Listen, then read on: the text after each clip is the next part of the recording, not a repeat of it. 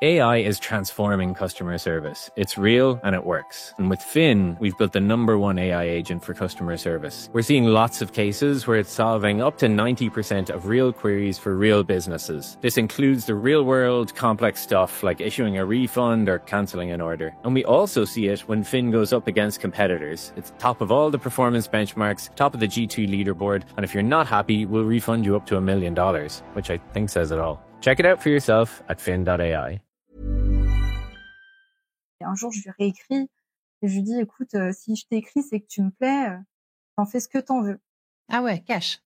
Ouais, là, c'est la première fois de ma vie que je faisais ça. J'avais jamais dragué. Enfin, justement, j'avais toujours été dans cette relation où je passais d'un mec à l'autre, mais j'avais jamais dragué. J'avais jamais eu du mal à plaire. Je savais que je plaisais. Les gars avec qui je sortais, c'est qu'ils venaient me chercher. Je n'avais jamais de ma vie dragué quelqu'un, essayer de savoir si je plais. Enfin, il sortait complètement de mes habitudes, quoi. Je lui dis ça. Et il m'a pas répondu. Donc, moi, je me prends le râteau de ma vie. Ah ouais, là, c'est un gros vent, là. Ah ouais, un énorme vent. C'était horrible.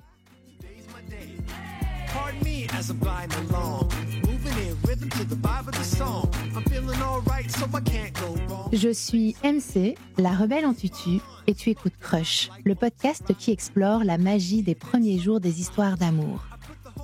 Chaque mardi, je reçois à mon micro un ou une invitée qui me raconte à cœur ouvert une rencontre qui l'a intensément marquée pour un jour, une nuit, quelques années ou toute une vie.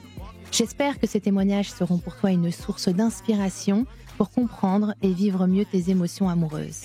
Si tu veux découvrir l'actu et les coulisses du podcast, si tu veux t'inspirer, partager et échanger sur l'amour et les rencontres, rendez-vous sur Instagram et sur la chaîne YouTube @Crush le podcast. Margot, avant de nous plonger au cœur de l'histoire de la rencontre qui a bouleversé ta vie, est-ce que tu peux, s'il te plaît, te présenter en 5 hashtags ? Oui, alors du coup, le premier que j'ai choisi, c'est sportive, parce que c'est la passion numéro 1 de ma vie et j'ai toujours fait du sport et ça fait vraiment partie de mon identité. Même pendant un temps, je m'identifiais peut-être trop à ça, donc j'ai appris à m'en détacher, mais ça fait vraiment partie de ma vie. Et ensuite, mon deuxième hashtag, c'est armée, parce que j'ai été infirmière militaire et j'ai toujours baigné, j'ai été pompier, etc., tout ce qui est armée, le côté cohésion, esprit d'équipe, etc., ça fait partie aussi de moi. Même si aujourd'hui je suis plus dans l'armée. Et du coup, le hashtag prendre soin, parce que du coup je suis infirmière et que j'ai toujours été attirée par prendre soin de l'autre. Donc j'ai commencé avec les pompiers. J'ai aussi beaucoup fait de babysitting. J'étais animatrice BAFA. Voilà, j'ai toujours aimé être auprès de l'autre, prendre soin. Même aujourd'hui, dans les partages que j'ai, souvent c'est justement vouloir aider les autres à travers mon histoire. Puis mon travail, je fais que ça. Donc du coup, je m'identifie beaucoup à ce hashtag-là parce que ça, pareil, j'aime bien prendre soin de mes amis, de mes proches, prendre beaucoup de nouvelles, entretenir les relations. C'est assez général, mais en même temps, c'est moi, quoi. Et puis de ma famille aussi, bien sûr.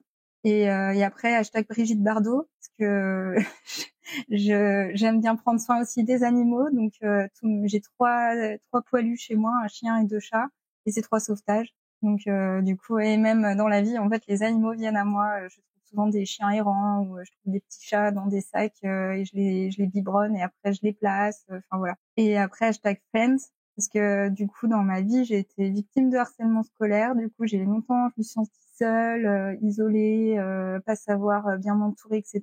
Et aujourd'hui, je suis proche de ma famille, mais je suis très très entourée et je tiens beaucoup à mes amis. J'ai plusieurs sphères d'amis, que ce soit par le sport, le métier, les villes où j'ai grandi. C'est hyper important pour moi l'amitié. Et, mes amis, c'est au quotidien. On a des conversations WhatsApp avec des noms improbables et on se raconte toute notre vie dessus. Et j'aime beaucoup prendre soin de mes amis du coup et d'entretenir les relations. Et c'est très très très important, surtout quand on est militaire et qu'on vit un peu isolé. On est dans des villes tous un peu partout et pour ça, WhatsApp et les vocaux, c'est ma vie. Les vocaux podcast, donc. Margot, est-ce que tu peux me dire, s'il te plaît, où est-ce que tu as grandi? Dans quelle partie de la France? Dans quel type de famille? Dans quel environnement familial, s'il te plaît? J'ai grandi à Guignon, une petite ville en Bourgogne. en Saône-et-Loire exactement. Ma famille proche, ils sont tous du coin, quoi. J'ai grandi avec ma grand-mère, c'était notre assistante maternelle. Mon autre grand-mère, on allait la voir aussi très régulièrement. On est très proches, très famille. Et j'ai 2 sœurs. On a 3 ans d'écart à 3. Donc, on est très proches. Moi, je suis l'aînée de 93 et ma petite sœur est 96. Et au milieu, elle est de 94. Du coup, on est vraiment proches. Et tes parents, ils sont toujours ensemble? Ils sont toujours ensemble, ils sont mariés, avec des hauts et des bas. Donc, j'ai vu ce que c'est que de se battre pour son couple et apprendre à se pardonner, à changer pour l'autre, etc. Donc, ça fait partie de ma vision du couple, c'est de pas baisser les bras, à part s'il y a quelque chose de très grave, bien sûr, mais de toujours essayer de communiquer pour aller mieux. Toi, quand tu arrives justement dans la vie amoureuse, à l'adolescence et que tu commences à avoir tes premiers crushs, tes premiers amoureux, quelle vision tu as de l'amour, du couple? Est-ce que tu fantasmes la grande histoire comme dans les films? Ouais, je fantasme la grande histoire, mais j'ai vite été pleine de déconvenues parce que, donc, comme je le disais dans mes hashtags, c'était l'adolescence, ça a été très compliqué pour moi.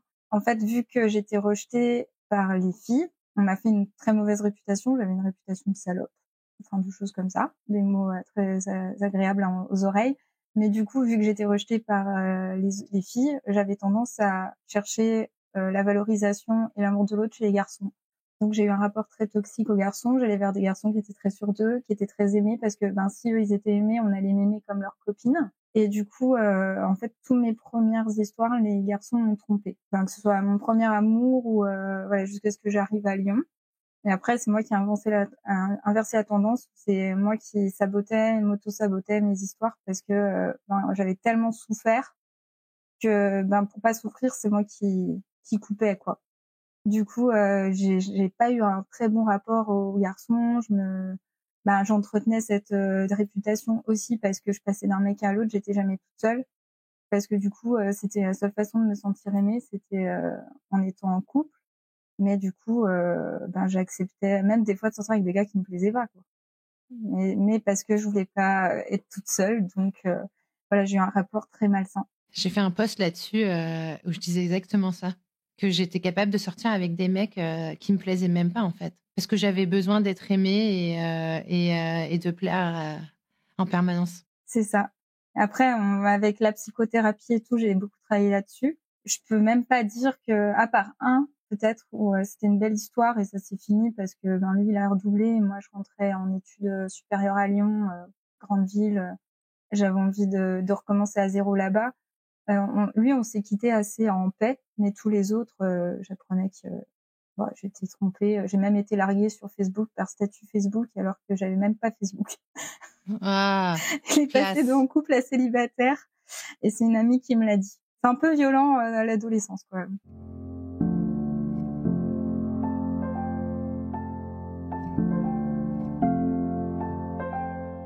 Si on remonte à l'époque où tu ne connais pas encore cette personne qui va bouleverser ta vie, on est en quelle année? Juste avant que tu la rencontres. On est en quelle année? Tu fais quoi? Quelle est ta vie? Quelle est ta vie sentimentale à ce moment-là? Est-ce qu'il se passe quelque chose de particulier pour toi? Et du coup, on est en 2014. Je viens de finir mes études d'infirmière et du coup, j'ai été en formation militaire juste après parce que du coup, j'ai postulé à l'armée et on a une formation d'1 mois où on vit tous ensemble pendant 1 mois et on apprend les bases de l'armée. Et j'étais en couple à ce moment-là et comme je le disais, j'avais tendance à auto-saboter mes relations, donc je suis pas très fière de ça, mais en fait, lui, j'avais commencé un changement, c'est que j'étais allée vers un gars qui n'était pas le beau gosse qui sait qui plaît, voilà, j'avais quand même essayé de changer de type de chéri. Voilà, j'étais allée vers quelqu'un qui de premier coup d'œil ne m'avait pas forcément plu, mais qui était un gentil. Mais le problème, c'est qu'il m'avait pas forcément plu. J'ai pas eu de crush, quoi. J'avais pas de crush, mais je m'étais dit, change, justement, on va vers quelqu'un où tu sais que c'est un gentil. Pas le beau gosse qui va te tromper ou qui sait qui plaît ou c'est toi qui a ses pieds, quoi. Qui pense ne pas le mériter parce que j'étais bien sûr là-dedans. J'ai l'impression de jamais mériter et j'étais voilà. Donc là, j'étais avec lui, sauf que forcément, quand on part 1 mois loin de la personne, je me suis rendu compte que il me manquait un peu mais pas trop, que je regardais quand même un peu les autres garçon. Donc, quand je suis rentrée de cette formation, je l'ai quitté en lui disant que, c'est vrai, j'étais sur plus une côté carrière où je voulais partir en mission et je me rendais bien compte qu'on partait sur 2 vies complètement différentes et que je risquais du coup de le tromper. Si je restais avec lui, j'allais lui faire du mal. Donc, je l'ai quitté. Tu voulais partir où en mission? Je voulais partir en mission militaire, donc je savais pas encore où ce serait, mais l'idée c'était de postuler, de dire que j'étais volontaire pour partir, donc ça pouvait être au Mali, comme à Djibouti ou quoi. Je rêvais d'avoir une carrière, pas forcément qu'à l'hôpital, quoi, de partir en OPEX, on appelle ça les opérations extérieures. Et voilà, c'est des lieux où on passe 4 mois tous ensemble, où du coup forcément dans des micro causes comme ça, il se crée plein de relations, etc. Tout est exalté, tout est décuplé. Donc si ton couple il est pas solide, souvent il y a tromperie. C'est pas pour rien qu'on dit que les militaires il y a beaucoup de tromperie, etc. C'est que C'est des expériences quand tu vis quelque chose de très fort tous ensemble et que tu te vois 24 heures sur 24, que tu es fatigué, que tu vis des trucs très durs, ça rapproche et il y a beaucoup de couples qui pètent à ce moment-là. Et c'est pour ça qu'il faut avoir une grande confiance et un grand lâcher prise sur ton couple quand tu es séparé, voilà. Mais là, moi, je me suis rendu compte qu'il me manquait pas et que je partais sur des envies complètement différentes que la vie qu'on avait à ce moment-là. Et donc, je l'ai quitté. Mais j'avais entendu parler des nouveaux internes de l'hôpital. Et du coup, j'avais entendu parler d'un certain interne du service de rééducation qui était vraiment beau gosse. Et du coup, j'avais hâte de voir à quoi ressemblait cet interne.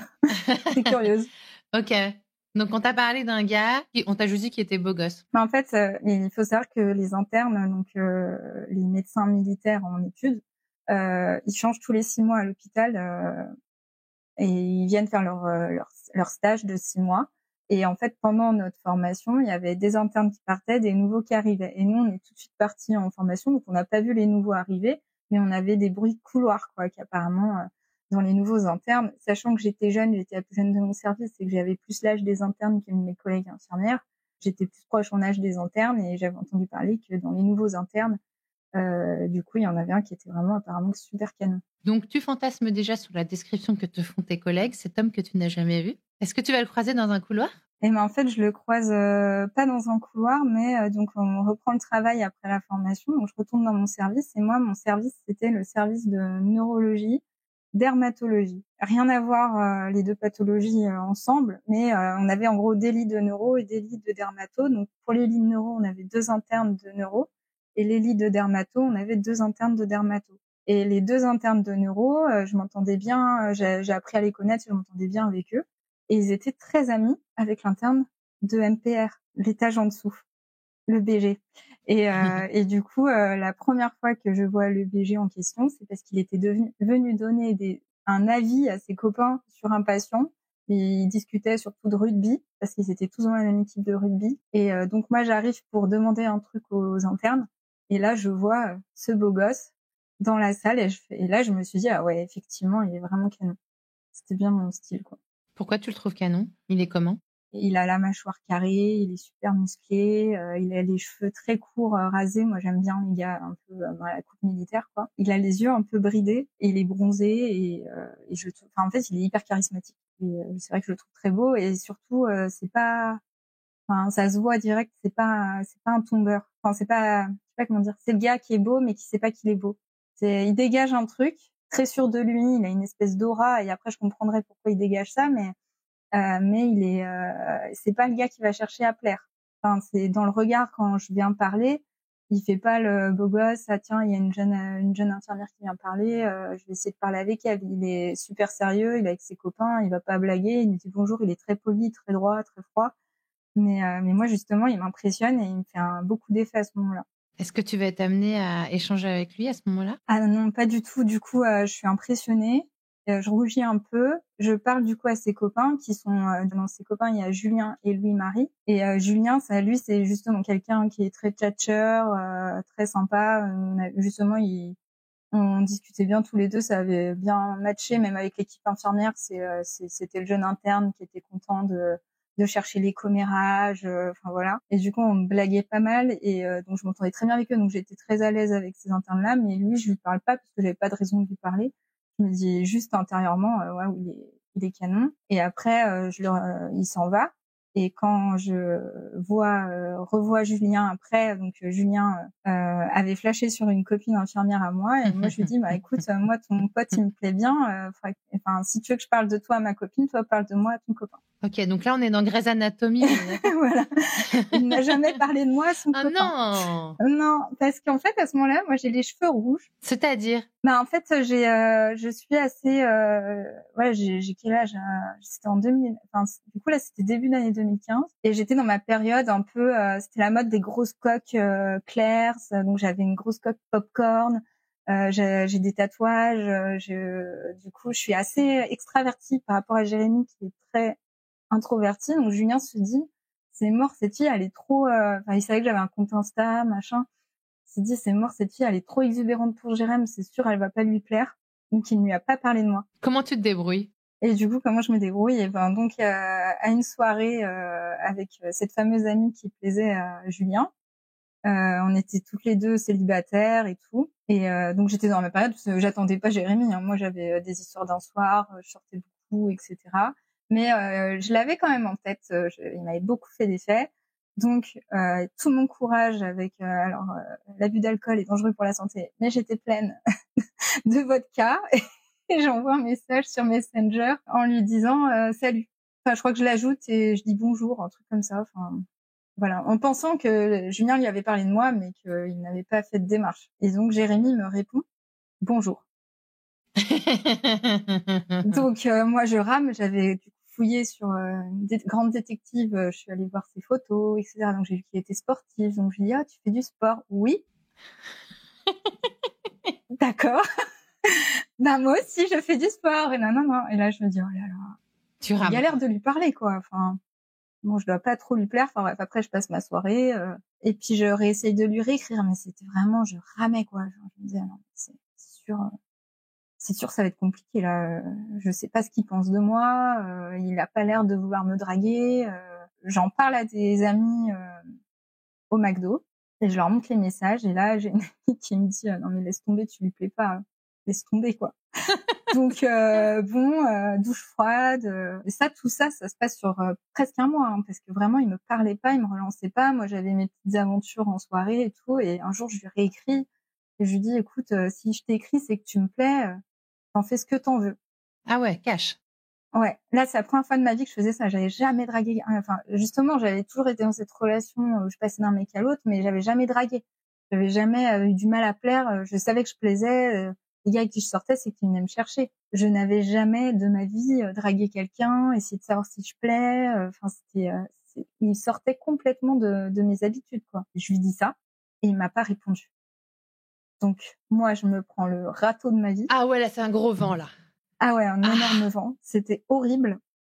J'étais en permission à ce moment-là, donc j'ai eu une petite pause et puis je revenais en fait à l'hôpital militaire. On bosse, on n'est pas soit de nuit soit de jour, on change tout le temps. Donc je reviens bosser de nuit. J'étais mortifiée, j'avais trop peur de le recroiser et tout. Et je me dis de nuit je vais pas le croiser parce qu'il va pas venir dans mon service parler avec les internes vu qu'ils sont pas là. Mais les internes prennent des gardes aux urgences et les urgences nous appellent.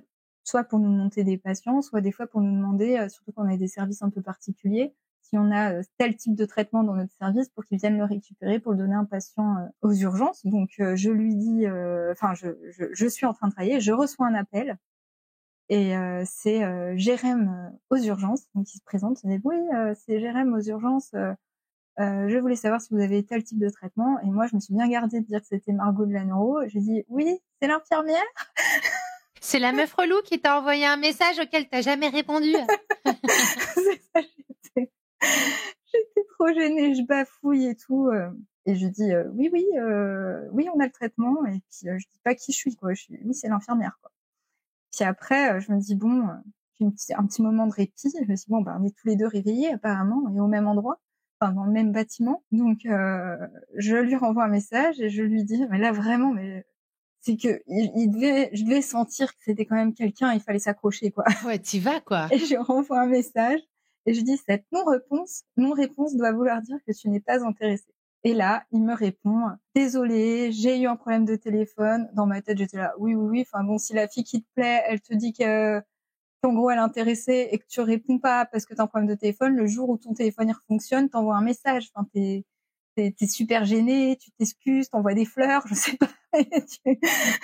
tu ne la laisses pas en vue, quoi. Et donc j'étais là, oui, bien sûr, problème de téléphone. Et du coup, on papote un peu parce qu'en plus, quand je l'avais eu au téléphone, il m'a dit bon courage. Et en fait, à ce moment-là, c'était la Chandeleur, donc c'était quoi on va dire qu'on a commencé à parler en janvier, donc la Chandeleur, je pensais. En février, ouais. Ouais, on faisait des crêpes à ce moment-là dans le service. Et du coup, je lui dis bah ça va, on mange des crêpes ce soir. Mais vous vous recroisez, vous vous reparlez ou pas du tout? Et là, c'était vraiment au téléphone. Je lui avais juste dit, sans dire que j'étais Margot, je lui ai dit oui, ça ira, on mange des crêpes ce soir. Il m'avait mis la chance. Et là, quand je lui ai réécrit en lui disant que j'étais de nuit aussi et que c'était moi qui l'avais eu au téléphone, après qu'il m'ait dit qu'il avait son problème de téléphone, il me dit ah bah bon appétit avec les crêpes, tout ça. Il me fait nous, on a une pizza pour tout le service. Pauvre Jérémy. Du coup, moi, je suis tellement généreuse, je lui dis ben si tu veux, tu peux venir manger des crêpes à la fin de ta garde dans le service, je t'en garderai. Donc il m'a dit oui. Et donc il est à la fin de sa garde, donc je sais pas, c'était 6h du mat. Il monte et donc c'est notre premier date. Mais moi j'avais l'impression qu'il venait se faire sa bonne action parce qu'il était gêné de m'avoir foutu un râteau. Est venu manger des crêpes avec moi. C'était la première fois qu'on se parlait pour de vrai, du coup. Ben oui, du coup, c'est clair. Et ça, c'était un peu gênant. Ça s'est bien passé, mais c'était pas méga fluide non plus. Est-ce qu'il s'est un peu ouvert, lui, ou est-ce qu'il est resté toujours très droit On est toujours très droit. On a discuté un peu, mais c'était pas fluide, quoi. C'était, c'est pour ça que j'ai eu l'impression que c'était sa bonne action suite au vent qu'il m'avait mis. Toi, tu te dis c'est mort, je l'intéresse pas du tout. Je me dis, là, je me dis, ce gars me plaît, mais c'est tellement déroutant que je m'arrête pas sur lui. Moi, je continue à avoir des petites histoires à côté, à parler avec d'autres gars, tout ça. Mais il est quand même constant dans le fait où il fait partie de mon travail, quoi. Enfin, je le croise.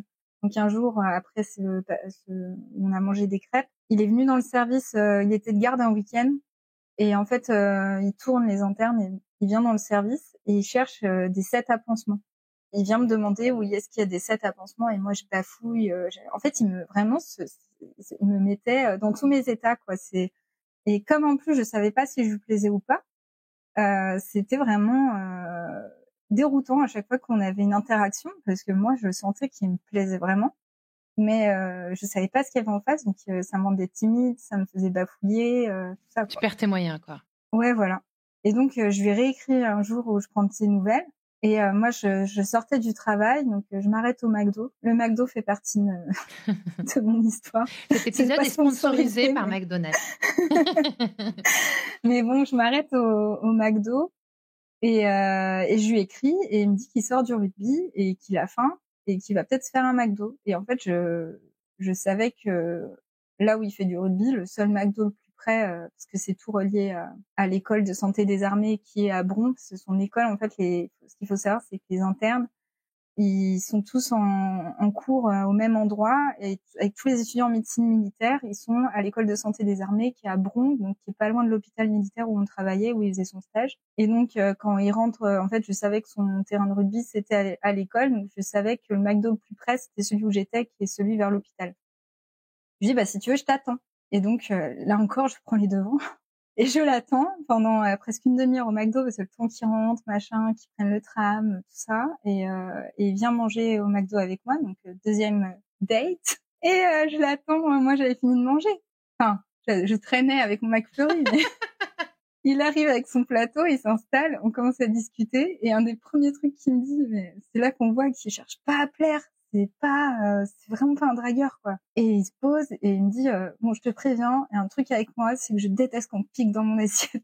Donc si tu veux me prendre des frites, faut que tu me le dises parce que sinon je risque de te mettre une tarte sur la main ou quoi si tu veux prendre comme ça. Je fais OK. Première info autre que par rapport au travail sur toi. Ne pas piquer dans son assiette. Ah non, faut pas piquer dans son assiette. Ça m'a fait trop rire. Mais là c'est plus fluide quand même. J'arrive à me sentir plus à l'aise. Je me dis bon, quand même, il vient manger deuxième fois avec moi, je vais pas mis le couteau sous la gorge. C'est sa bonne action, il avait déjà fait pour les crêpes, peut-être que cette fois-ci il est vraiment content de manger avec moi. Oui, c'est plutôt bon signe. Ouais, je prends ça comme un bon signe. Donc on passe on discute beaucoup. Là, je commence à savoir qu'il a un frère qui vient de région parisienne, tout ça. Il me dit, si tu veux, je te ramène en voiture, j'habite pas très loin d'ici, et comme ça, on prend ma voiture et je te ramène chez toi. Très gentil, très, très, très galant. Et donc, je le suis à sa voiture, il me ramène. Là, je sens quand même qu'il a... Alors, à la Jérém, hein. C'est-à-dire que c'est pas très expressif, mais je sens quand même que j'ai l'air de lui plaire. Et je me dis, je vais pas prendre les devants cette fois-ci. Je vais lui faire la bise pour lui dire au revoir, alors que je pense qu'il y aurait pu, si j'avais pris les devants, il y aurait pu avoir ouverture. Mais je me dis, là, je vais moi mettre juste, je vais lui faire la bise. Donc on rentre et tout, on passe une bonne soirée, je lui fais la bise et tout. Je sens que c'est un peu gênant à la fin, et puis je rentre chez moi et je lui réécris après, et en disant que j'ai passé une bonne soirée, tout ça, lui aussi. Bon, il cherche pas à parler plus que ça. Bon, très bien. Il est vraiment nul par message, quoi. Donc bon, ok. Et je sais pas. Une semaine après, je discute avec lui au mois de mars là. Hein. Donc, ça prend beaucoup de temps tout ça. On est au mois de mars, début mars. J'allais arriver en repos de nuit. Il m'explique que lui, par rapport à sa thèse, il faisait sa thèse sur l'addiction au sport, et du coup qu'il devait passer un DU, un diplôme universitaire sur l'addiction, d'addictologie, et que ça à Clermont-Ferrand, et qu'il va passer quelques jours là-bas. Et je lui dis, si tu veux, donc je prends encore les devants, je te rejoins sur mes jours de repos à Clermont. Mais par contre, si je viens, je lui dis, si je viens, c'est pas pour, c'est parce que je te plais et que j'y vais, on sait très bien pourquoi je viens, quoi.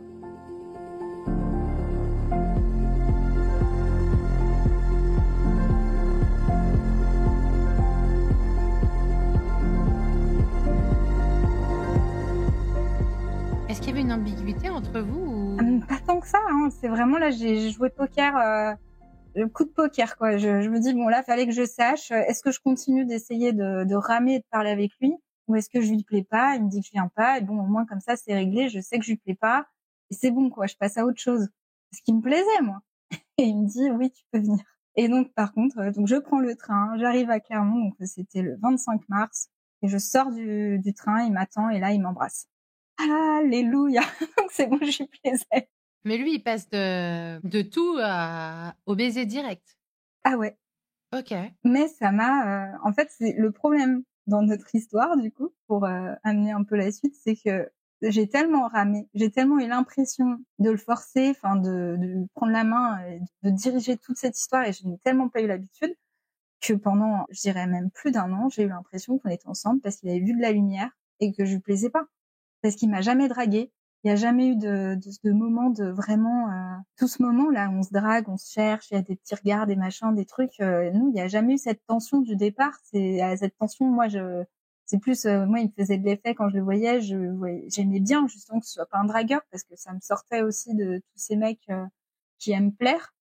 Mais ça m'a complètement déroutée. J'ai tellement eu l'impression de forcer le truc que je lui plaisais pas, que du coup j'ai mis du temps à me dire il est avec moi parce que je lui plais, quoi.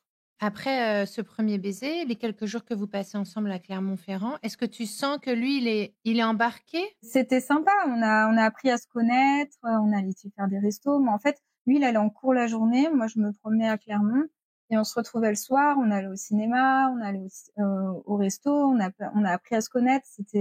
On a quand même beaucoup d'atomes crochus parce que il est quand même sportif. Là, en face à face, il arrivait quand même à parler avec moi. Ouais, il est sportif. On avait l'armée en commun. Il a un parcours hyper inspirant. C'est en fait Jérém, c'était le capitaine de l'équipe de rugby. C'était le président de sa promo. C'est le gars qui prend soin de tout le monde. C'est un peu leur chef, quoi. C'est celui qui allait parler avec le responsable des facs. Et lui, en fait, ça faisait 10 ans qu'il était que avec l'armée, qu'il y avait que l'armée qui prenait soin que des militaires. Et moi, je suis arrivée avec mon exubérance là, et je l'ai un peu sorti de ça, quoi, parce que du coup, moi, je connaissais pas tout son... En fait, Jérémy, il était un peu inapprochable parce qu'il était tellement occupé. Et moi, je suis arrivée au milieu et je me suis imposée. Il est plus âgé que toi? Ouais, lui, il a 4 ans de plus que moi. Et là, c'était quand même une année importante, quoi. J'ai du mal en fait à visualiser du coup le type de rapport physiquement en fait que vous avez pendant ces jours-là, parce que j'ai l'impression que vous êtes en fait assez éloignés l'un de l'autre. Il y a ce baiser, toi tu as du mal à entrer en communication avec lui, et du coup j'imagine une relation un peu maladroite. Ouais, mais c'était ça, hein. Et est-ce qu'il y a une intimité au-delà du baiser, vous allez plus loin? Oui, on couche ensemble quasiment tout de suite. Enfin, tout de suite, le premier soir ou le deuxième, je sais plus, mais en fait, c'est qu'on est passé de... C'est ça qui est ouf dans notre histoire et que c'est pour ça que ça a été... En fait, on a mis du temps à connecter sur tous les trucs. Moi, j'ai su quand même rapidement que ce gars, il en valait le coup. Il en valait le coup parce que j'aimais beaucoup ce qu'il représentait en tant que personne. C'est quelqu'un de super, hyper rassurant parce qu'en fait, il sait ce qu'il veut, il est très droit, très carré, il cherche pas justement, il est beau mais il le sait pas, il déborde pas de confiance en lui physique et en fait quand il a décidé qu'OK il voulait m'embrasser et qu'il voulait être avec moi, c'est direct c'était mon petit copain, il y a même pas eu de est-ce qu'on est ensemble, on n'est pas ensemble, c'est tout de suite c'est dans sa tête Jérém il est comme ça quoi, c'est le vrai militaire, c'est si on s'embrasse, on est en couple et en fait on a quasiment habité ensemble super vite parce que moi j'avais ma coloc qui se finissait, il avait son appart, la question s'est même pas posée, je suis arrivée avec mes cartons, ça faisait quoi 6 mois qu'on était ensemble et j'ai quasiment habité avec lui direct et on a pris un appart ensemble en moins d'1 an. Toi, tu as l'air d'être une fille, enfin, tu vois, tu es en train de me parler d'un truc super intime. On se connaît pas du tout, hein, mais tu as l'air de me parler d'un truc intime. Tu parles de tes émotions et tout. Est-ce que pendant ces premiers mois, jusqu'à, enfin, le premier mois, même si tu vas habiter chez lui au bout de 6 mois, tu as quand même accès à sa sphère émotionnelle, tu as quand même accès à à ses sentiments, à ce qu'il ressent pour toi? En fait, du coup, sa façon de me l'avoir dit, c'est que moi, j'étais pas en confiance. Je suis quelqu'un d'hypersensible. Je suis entière. Donc, en fait, on s'est complété très vite parce que moi, je l'ai obligé En fait, moi, je l'ai sorti un peu de ce côté complètement militaire dans sa tête et je l'ai amené dans mon univers. Et en fait, pour me rassurer, vu qu'il avait du mal avec ses émotions à les dire à voix haute par message, tout ça, il m'a écrit une lettre où il m'a dit qu'il m'aimait, tout ça. Et en fait, il m'a dit qu'il m'aimait en premier, finalement, par une lettre. Parce que il savait pas l'exprimer comme moi je le fais par plein d'autres manières. En fait, son langage de l'amour, il est complètement différent de moi. Et en fait, là, maintenant, donc, avec le temps, mes proches qui l'ont connu au départ, où il était très carré, enfin, de toute façon, l'image que tu as de lui au départ, c'est ça, hein, c'est quelqu'un qui transmet pas beaucoup d'émotions, qui est très carré, qui est très droit, qui est très, le cliché du militaire pomme de terre. Et en fait, je l'ai amené un peu au fur et à mesure du temps dans mon univers et les gens trouvent qu'il s'ouvre plus, qu'il paraît plus détendu, qu'il arrive plus à connecter. Jérém, il avait sa bande d'amis qui se connaissent depuis 10 ans, il avait son frère et ses amis du lycée. Et en fait, moi, je lui ai amené un peu mes amis à moi, avec leur exubérance comme moi, avec mon côté Insta, mon côté... et lui, il est pas du tout connecté. Par exemple, il a Facebook, mais il met jamais rien sur Facebook. Enfin, et on a appris en fait ensemble à connecter. Et moi, il m'a appris à prendre du recul sur pas mal de choses, à accepter que c'est pas parce qu'il me déclare pas des grandes déclarations qu'au final, c'est ce que je recherchais. Moi, j'avais eu des gars qui étaient hyper sûrs d'eux, dragueurs, à dire des grandes phrases et tout, mais en fait, ils me trompaient. Et là, je me retrouve avec quelqu'un. Moi, j'ai eu plein d'histoires, et lui qui est pas du tout là-dedans, mais au moins quand il le dit, c'est pas rien, quoi. Il le dit pas à tout le monde, il le dit pas n'importe comment. Et voilà, moi, il m'a apporté un peu une stabilité, et en fait, j'ai tout de suite eu très confiance en lui. Jérémy, il a eu très peu d'histoires d'amour. On est 3 à avoir été dans sa vie, alors que moi, j'ai arrêté de les compter. C'est pour ça qu'avec lui, ça fonctionne. C'est que j'ai totalement confiance en lui, même quand il part 4 mois en mission, et que des fois, j'avais pas de nouvelles pendant 11 semaines. Je savais que c'était pas parce qu'il y avait une autre femme ou quoi, parce qu'en plus, moi, il se faisait draguer quand les gens savaient pas qu'on était ensemble encore. C'était rigolo, on l'a caché un peu au départ. Il y avait des étudiantes infirmières qui parlaient de lui en disant il est trop beau, machin truc. Lui, il se rendait même pas compte qu'il Tu se devais faisait kiffer, draguer. toi, quand même. Ah oui, ah bah oui. Ah oui, j'étais ouais, salut. Mais ça, on se croisait dans les Ouais, couloirs, non, je je le savais trouve qu'il pas plaisait. terrible. Ouais. Non, il est pas terrible. Non, moi, je l'aime pas. C'était trop drôle. Mais voilà, il y avait une externe qui le draguait, qui l'appelait chaton avec un petit cœur par message. Pour lui, elle était gentille. Je fais oui, bien sûr, chérie, elle est gentille. Jérémy, il est. Je cherche pas à ce que tu parles à sa place, mais juste pour lever un peu le voile de mystère qui est au-dessus du personnage. Lui vient d'une famille de militaires aussi. Non, pas du tout. Est-ce qu'il y a une histoire personnelle qui fait qu'il a ce côté très... déjà qu'il s'engage dans une carrière militaire et qui reste comme ça très, très droit, un peu froid au premier abord? Alors moi, parce que du coup, c'est de la psychologie de comptoir, hein, parce que Jérém, c'est pas du genre à, à se psychanalyser. C'est vraiment ce que moi, je pense avoir compris, c'est que il a été très proche d'une amie quand il était jeune, elle est décédée. Je pense pas qu'ils étaient amoureux, ou alors ils étaient trop jeunes pour savoir qu'ils étaient amoureux, je sais pas trop, mais en tout cas, ça l'a beaucoup marqué. Et après, sa première vraie petite amie, justement, il y a eu des histoires un peu dures pour lui, et je pense que du coup, il s'est beaucoup protégé de ça. En fait, elle a été très importante. Ils se sont séparés, ils se sont mis ensemble, ils se sont séparés parce que justement, c'était pas facile aussi pour elle, parce qu'il était tellement engagé dans tous ces trucs de poste de président, tout ça. Je pense que peut-être elle s'est sentie délaissée, je sais pas. Il en a pas mal souffert. Et moi, je suis arrivée après ça. Et en fait, c'est son meilleur ami avec qui je m'entends, enfin un de ses meilleurs amis avec qui je m'entends très bien. Il m'a dit, mais Jérém, il y avait une file de filles qui faisaient la queue pour essayer de sortir avec lui, mais il voyait rien. En soirée, il se faisait draguer, il voyait rien. En fait, si tu vas pas comme moi en force, tu passes les barrières parce qu'il était entouré. Même normalement à l'école, les gens ils passaient par ses meilleures amies féminines pour essayer de l'atteindre. Et elle faisait un peu le tri. Là comme là, Julien, il lui a même pas parlé de moi. Et moi, je suis arrivée en force, quoi. Je me suis dit non mais ce gars, il dégage un truc qui me plaît. Je sentais ça allait pas être comme les autres. Alors oui, ça a été dur parce que du coup, ça m'a complètement, moi qui n'avais pas confiance en moi, Oui, c'est ce que j'allais te dire. ça a été super dur, hein. On a failli se séparer du coup, hein. J'ai failli aller voir ailleurs. Oui, c'est ce que j'allais te demander. En fait, le fait qu'il formule pas, qu'il mette pas de mots sur ses émotions, sur ses sentiments pour toi, ça t'a fait douter, ça t'a fait peur? En fait, ça m'a fait douter sur le fait que je lui plais. En fait, vraiment, j'avais l'impression, et pendant longtemps, qu'il était là parce qu'il avait vu de la lumière et qu'un jour, il allait se réveiller et se dire non, mais elle est nulle, Margot. Parce que moi, je le mettais sur un piédestal. Je le mettais sur un piédestal. Je me disais, il est trop bien pour moi, j'ai trop de chance parce que j'ai une vision. Surtout à l'époque, j'avais une vision de moi où je me rabaissais par rapport à lui. Alors heureusement, il en a jamais profité parce que c'est quelqu'un de bien. Mais du coup, j'avais l'impression qu'il était là parce qu'il avait vu de la lumière et donc j'ai recommencé à voir m'auto-saboter. Je me suis dit c'est sûr, il va me laisser. Donc je faisais de l'athlétisme et j'ai rencontré un gars qui commençait à me draguer et j'ai eu envie d'aller voir ailleurs. Donc j'ai confronté Jérém, je lui ai dit écoute, à ce moment-là, lui, il était en stage loin, il partait toute la semaine. Donc en fait, c'est soit on change quelque chose dans notre relation et tu me montres que tu as vraiment envie d'être avec moi, soit en fait je pars. Et donc là, en fait, Jérém, il marche comme ça au déclic. On en a eu plusieurs dans notre histoire où en fait moi, en fait c'est chiant parce qu'à chaque fois j'ai le mauvais rôle où c'est moi qui ai envie de me barrer ou qui me laisse approcher. Je le vis super mal. Et en fait, à chaque fois, je lui mets un électrochoc ou je lui mets un ultimatum. Et là, du jour au lendemain, tout change, quoi. Mais parce il a besoin d'être confronté, en fait. Vu qu'on n'a pas du tout la même façon de fonctionner, il a besoin de comprendre qu'il est au pied du mur pour se réveiller, quoi.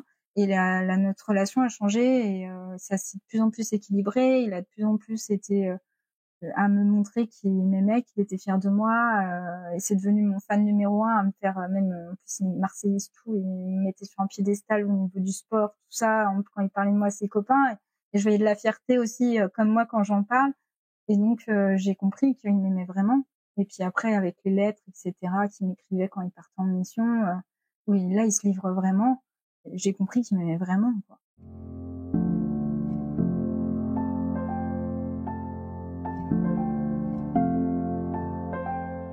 Quand il part en mission, même aujourd'hui, c'est combien de temps?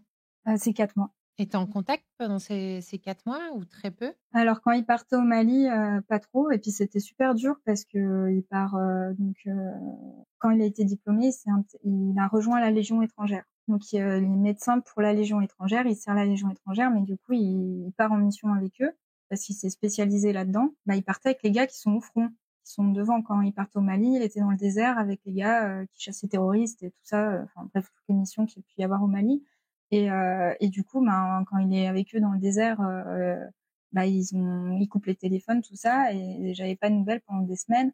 Et en fait, en plus, une de ses premières missions Mali, quand il est rentré, il y a un gars qui l'a remplacé sur son poste, et ce gars Marc, est décédé sur le poste où était Jérém. Donc Et puis c'était quelqu'un de sa promo. Jérémy était président de sa promo, donc ça a été très fort dans notre histoire aussi à ce moment-là, parce que même si Jérémy, j'ai jamais vu pleurer. Le jour de notre mariage, j'ai vu des larmes dans ses yeux, mais c'est pas quelqu'un d'émotif du tout. Là, j'ai vu qu'il était très ébranlé et ça le touchait beaucoup. C'était un ami à lui. Et puis c'est des moments où il m'écrit des lettres, parce que du coup, comme il peut pas m'appeler, qu'il ne peut pas m'écrire, il m'écrit des lettres. Et ça, c'est beau.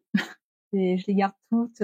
C'est précieux, quoi. Bah, c'est précieux d'autant plus dans le monde dans lequel on vit, où tout est digitalisé et où tout est immédiat, parce que la lettre, c'est aussi le temps long. Donc oui, oui, c'est très précieux. Nous, on s'écrit des lettres aussi avec, Oh, avec c'est Chéri, beau. qu'on s'offre même pas forcément au moment où on les écrit. Ouais, j'aime bien aussi, parce que je sais pas s'il te fait pareil, mais quand on part en vacances, il prend une carte postale et il m'écrit une carte postale qu'il poste et que je reçois quand on rentre. Ah non, je vais transmettre l'idée. Je vais la C'est garder très pour beau. moi. C'est précieux parce que c'est son langage de l'amour. Bah justement, comment tu le définirais, son langage de l'amour? Bah, c'est ça, c'est beaucoup, beaucoup, beaucoup d'attention comme ça. Il est même plus, je le trouve plus romantique que moi presque des fois. Par exemple, moi, je supporte pas qu'on s'endorme en se disputant et qu'on se soit pas expliqué. Et des fois, j'ai pété des câbles comme ça parce que lui, il arrivait à aller dormir et moi, c'est impossible. Ça, c'est un truc féminin, masculin. Ils s'endorment même quand quand ils Ah sont ouais, dans une situation. S'endormir est une défense, c'est une technique de oui, défense. c'est ça, c'est C'est ça. super énervant. C'est moi, ça m'insupporte. Et en fait, ben voilà, moi, mon langage de l'amour, j'ai besoin qu'on se le dise, on se dit je t'aime. Et maintenant, il le dit aussi, il le pense, il le dit pas que pour me rassurer. Mais moi, j'ai besoin qu'on se dise je t'aime le matin avant de partir. J'ai justement ce truc de la peur de la mort, qu'il lui arrive quelque chose. En plus, voilà, il prend des gardes aux urgences, il dort très peu, il a des semaines de malade mental. J'ai toujours peur qu'il lui arrive un truc ou quoi, et j'ai besoin qu'on soit toujours en paix, qu'on soit expliqué et qu'on soit dit je t'aime le matin, le soir, c'est très important pour moi. Et lui, ben ça va être voilà, quand au départ on s'est connus, j'ai vu à ce moment-là, j'étais très très intolérante au lactose suite à un traitement que j'avais pris. Et en fait, tout de suite, il a fait hyper gaffe en course. Il était du genre voilà à m'acheter des trucs que je pouvais manger, à faire hyper attention à ça, hyper attentionné là-dessus, à penser à ce genre de choses. On me l'avait jamais fait, quoi. À faire à ce point-là attention à moi. Oui. Après, quand j'ai été plus intolérante, ça allait mieux. Je suis une fada des Kinder. Ce podcast n'est pas sponsorisé par Kinder non plus. Mais, Non, mais par des marques gastronomiques, c'est sûr, quoi. Ça. et ben, il allait m'acheter. J'adore les chocomous. Donc, il allait me les acheter et me les poser pour mon week-end de garde au travail. Est-ce que physiquement, il est démonstratif ou toujours pas? Il l'est plus, mais c'est pas un grand démonstratif. Non, il l'est de plus en plus. Il se laisse aller. Toi, tu fais avec? Bah, j'ai appris en fait à le lire comme ça, en fait, à comprendre. Et en plus maintenant il l'est plus, donc justement on a fait que bien évoluer ensemble. Et il fait attention maintenant. Enfin, c'est même pas il fait attention, c'est devenu plus facile pour lui d'être démonstratif. Et par exemple, à notre discours quand on s'est mariés, justement ses parents, son frère peuvent regretter qu'il soit pas plus démonstratif dans les mots, etc. Donc dans son discours, on a fait un mariage laïque. Au départ, avant de me dire ce qu'il avait à me dire, il a pris le temps de dire à ses parents, à son frère qu'il les aimait, qu'il savait que il le disait pas assez. Et c'était très fort. Et ça a beaucoup fait pleurer parce que justement c'est pas si simple pour lui de faire ça, quoi. Même s'il le pense. Donc Margot, vous êtes mariée il y a pas longtemps, si je me trompe pas. Non, le 21 juin. Et du coup, il me l'a demandé avec des gaufres. En référence aux crêpes? Aux crêpes. Il m'a dit, ben, tout a commencé avec des crêpes. Est-ce que tu veux continuer avec des gaufres? Et il y avait des gaufres qu'il avait fait avec du coup une bague de fiançailles à côté. Et vous avez 2 enfants aussi? Ouais, on a 2 enfants. Et justement, dans notre histoire, ça a pas toujours été simple au départ. C'était très important pour moi qu'on ait réglé un peu et que je me sois pardonnée ces moments où j'ai eu envie d'aller voir ailleurs, tout ça. Et que j'ai un peu déconstruit ce truc de il va me quitter. Et j'avais vraiment l'impression qu'il allait finir par me quitter un jour. Pour faire des enfants, parce que je voulais être sûre de pas m'auto-saboter. C'est tellement important pour moi justement que notre famille on parte sur des bases très saines. J'ai fait une psychothérapie et tout parce que justement j'avais besoin de régler ça avant qu'on fasse des enfants, etc. Et j'ai eu envie de plus jamais de m'auto-saboter une fois que j'ai fini ma psychothérapie et qu'on en ait discuté aussi et que je lui ai dit ce qui pouvait me mettre mal dans notre histoire et du coup on a 2 enfants, on est super amoureux Et t'avais grave envie de raconter votre histoire. Bah ouais, parce que c'est ce que je retiens de tout ça, voilà, c'est que je suis sortie de mes habitudes et de vers quoi j'allais et en fait ça valait le coup, même si je me suis pris des petits murs à franchir, ça valait la peine. Qu'est-ce que tu lui dirais à la Margot qui s'apprête à le voir pour la première fois, juste avant qu'elle le voie pour la première fois, quand elle a entendu parler du beau gosse, de l'interne beau gosse, mais qu'elle l'a pas encore vu et qu'elle n'a pas encore eu cette attirance pour lui? Qu'est-ce que tu lui dirais à cette Margot-là? Je lui dirais que qu'il en vaut la peine et que même si il ne montre pas, qu'il a remarqué que j'avais des jolies fesses quand j'étais devant lui à la cantine et qu'en fait il m'avait déjà repéré, mais qu'il est tellement droit qu'il ne... Oui, parce que je l'ai pas dit, mais voilà. Et en fait il est tellement droit, il est tellement militaire que non, on n'a pas d'histoire avec quelqu'un de son travail. Donc même si elle te plaît, tu vas pas la draguer. Mais est-ce qu'il me l'aurait dit? Non, il a mis 6 mois à me dire qu'il m'avait vu avant. Non, mais que voilà, en fait, même s'il ne le montre pas, tu lui plais. Crois-y. Avant de conclure, est-ce que tu veux lui glisser un petit mot à Jérémy? Que je suis fière de lui et de notre histoire et que c'est pour ça que j'adore la raconter et qu'il est très inspirant comme personne et qui m'a beaucoup aidé à moi aussi prendre confiance en moi et à me détacher de beaucoup de choses parce que rien ne l'atteint jamais dans tout et c'est bien parce que du coup des fois il se prend beaucoup moins la tête que moi et j'ai beaucoup changé en m'inspirant de sa façon d'être et moi je lui ai aussi apporté des choses et je suis fière de voir qu'il a quand même pris un peu de moi aussi pour se laisser plus aller et s'ouvrir aux autres parce que ça en vaut la peine, on est super bien entouré et il est vraiment aimé et très apprécié comme personne parce qu'il est super humain et super généreux avec tout le monde, il donne beaucoup de son temps et je pense qu'on est tous les deux pareils là-dessus, on aime prendre soin des autres et on s'est vraiment bien trouvés. Je suis toujours aussi amoureuse au bout de 10 ans et je regretterai jamais d'avoir fait pour la première fois de ma vie les premiers pas, quitte à me taper la honte dans ma tête parce que j'ai l'impression que je venais de me prendre un râteau, mais au final non, mais ça valait le coup de prendre le risque. Il en vaut la peine.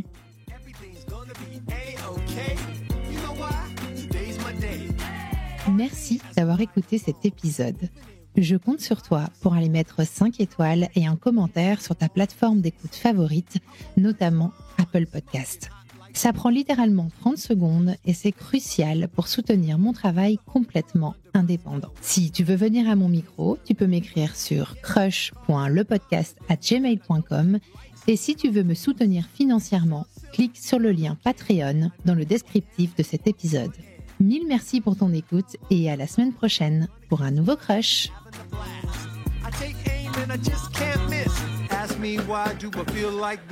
What can I say? Today's my day. Nothing in the world's gonna get in the way. Everything's gonna be A-okay. You know why? Today's my day. What can I say? Today's my day. Nothing in the world.